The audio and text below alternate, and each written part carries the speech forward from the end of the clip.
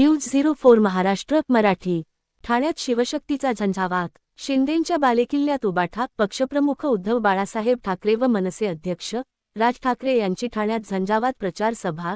ठाण्यातील प्रचार सभेला मनसैनिक महिला आघाडी व शिवसेना महिला आघाडी व शिवसेनेचे शिवसैनिक यांनी हजारोच्या संख्येने उपस्थित लावली.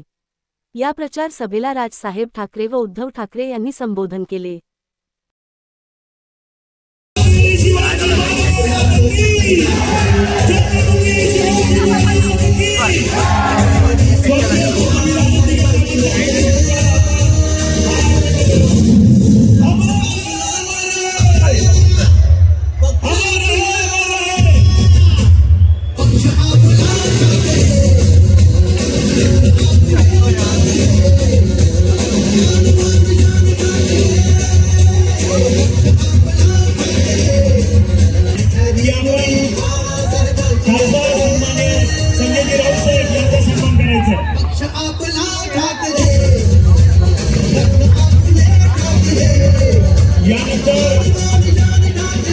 मी शिवसेनेचे मुलुकतो आदरणीय संजय राऊत साहेब यांना विनंती करतो की कृपया आपण मार्गदर्शन करायचं आहे.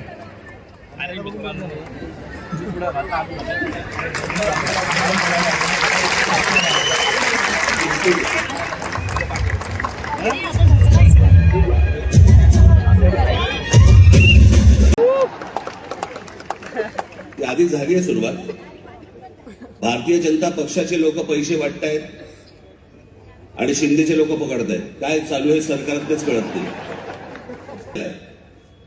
आणि दुसऱ्या बाजूला पैसे वाटतायत म्हणतात मतदान करा. मग विकास काय केला?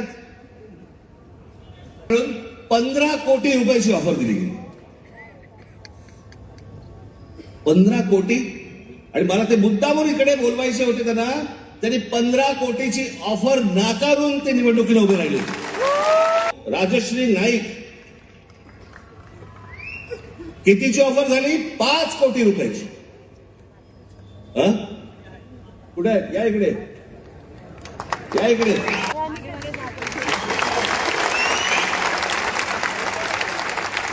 पाच कोटीची ऑफर झालेली गोष्ट नाकारणारी हे महाराष्ट्राचं स्वाभिमानी रक्त. 1 कोटी रुपयाची ऑफर झाली, नाकारले.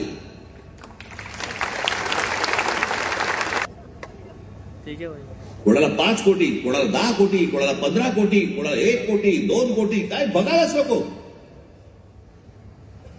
ही कोणती महाराष्ट्राची निवडणूक आहे? अहो, इतकी वर्ष ह्या निवडणुका आम्ही बघतोय, अशी निवडणूक नाही पाहिली.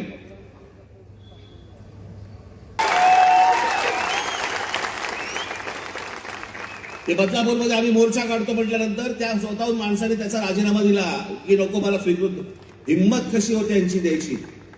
एका लहान मुलीच्या बलात्काराच्या प्रकरणामध्ये सह आरोपी असलेल्या माणसाला स्वीकृत नगरसेवक पद देण्याची यांची हिंमत कशी होते? याचं कारण तुम्हाला गृहीत धरलेलं आहे. कोण तुम्ही? छगन भुजबळांना जेलमध्ये टाकणारे हेच देवेंद्र फडणवीस. त्याला तर काय झालं माहित नाही मला.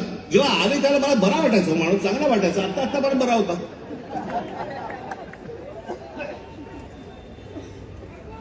काल मी जो बोललो ती रसमलाई आली होती, तो सांगतोय की मुंबईचा आणि महाराष्ट्राचा काही संबंध नाहीये. हे स्वतः सांगतोय. आणि फडणवीस म्हणतात नाही, तो असं काही बोललाच नाही.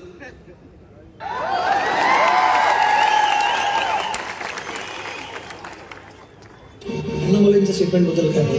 Bombay is not a Maharashtra city. Mumbai महाराष्ट्राची नाही. असं हे माझं मत आहे. Bombay is not a Maharashtra city. Mumbai is not a Maharashtra city. असं नाहीये. बॉम्बे सिमेंट मध्ये कधी नव्हता तो. आज माणूस 2 नंबरला सिमेंट मध्ये आलाय. आज देशातला 2 नंबरचा सिमेंटचा व्यापारी तो आहे. आज ही सगळी विमानतळ. आज अनेक इथे गुजराती समाजातले लोक आले असतील. खरं तर आमचं तुमचं काही भांडण नाहीये, फक्त आमच्याशी भांडायला येऊ नका.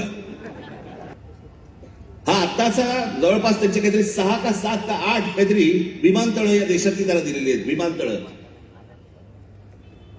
तुम्हाला माहित नसेल म्हणून मी तुम्हाला सांगतो. यातलं नवी मुंबईचं विमानतळ हे सोडलं तर गौतम अडाणीने या देशामधलं एकही विमानतळ बांधलेलं नाही. दुसऱ्यांनी बांधलेली, दुसरे चालवत असलेली विमानतळं गन पॉइंट वरती स्वतःकडे घेतली.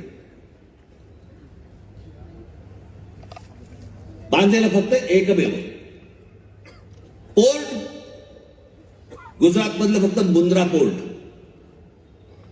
बाकी देशभरामध्ये जेवढी पोर्ट्स आहेत ती सगळी दुसऱ्या सोडून या माणसाचं स्वतःचं काही नव्हतं. फक्त केंद्राचा दबाव, नरेंद्र मोदींचं नाव, या एका गोष्टीवरती हा माणूस अख्ख्या देशभर पसरत गेला आहे.